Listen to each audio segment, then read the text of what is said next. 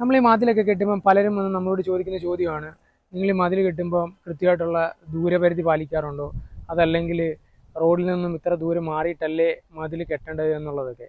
അപ്പോൾ നമ്മൾ സാധാരണഗതിയിൽ ഒരു മതിൽ കെട്ടുമ്പം നമ്മുടെ റോഡിൻ്റെ ഫ്രണ്ടിലൂടെ ഒരു 3 മീറ്ററിൻ്റെയോ അല്ലെങ്കിൽ ഒരു 6 മീറ്ററിൻ്റെയോ ഒക്കെ റോഡ് പോവുകയാണെന്നുണ്ടെങ്കിൽ എത്ര ദൂരം മാറിയിട്ടാണ് നമ്മൾ മതിൽ കെട്ടേണ്ടത് എന്നുള്ളത് പലപ്പോഴും പലർക്കും അറിയാത്തൊരു കാര്യമാണ്. നമ്മുടെ വസ്തുവിന് അതിരുകളുണ്ടായിരിക്കും. ആ അതിരിനോട് ചേർന്ന് തന്നെ നമ്മുടെ കല്ലുകളൊക്കെ ഉണ്ടായിരിക്കും. അപ്പോൾ ആ കല്ലിനുള്ളിൽ എവിടെ വേണമെങ്കിലും നമുക്ക് മതിലിടാൻ കഴിയും. അതല്ല പഞ്ചായത്ത് റോഡായതുകൊണ്ട് ഒരു 30 സെൻറ്റിമീറ്റർ മാറിയിട്ടാണ് നമുക്ക് മതിൽ നിർമ്മിക്കേണ്ടത് അങ്ങനൊരു നിയമമൊന്നുമില്ല. അങ്ങനൊരു നിയമം പഞ്ചായത്തിൻ്റെ റൂളിലോ അതല്ല മുനിസിപ്പാലിറ്റി റൂളിലോ അങ്ങനെ അത്തരത്തിലൊരു നിയമം ഒന്നും നിലവിലില്ല. റോഡ് വൈഡനിങ്, റോഡിൻ്റെ ഭാവിയിൽ ചിലപ്പോൾ റോഡിന് വീതി കൂട്ടുന്ന സാഹചര്യം ഉണ്ടായിരിക്കും.